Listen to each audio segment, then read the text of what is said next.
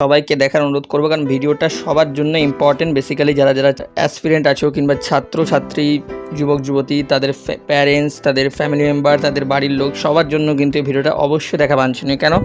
তোমাদের বাচ্চার কেরিয়ার বা ইউথ আছে আমাদের আগামী জন্মে, তাদের যে কেরিয়ার সেটা নিয়ে যে কত বড় ছিনিমিনি হচ্ছে এবং সেই সব বিষয় নিয়ে যে একটা আন্দোলন হয়ে গেছে কতটা বড় আমাদের পশ্চিমবঙ্গে, সেই সব নিয়ে আজকে একটু আলোচনা করতে হয়েছে।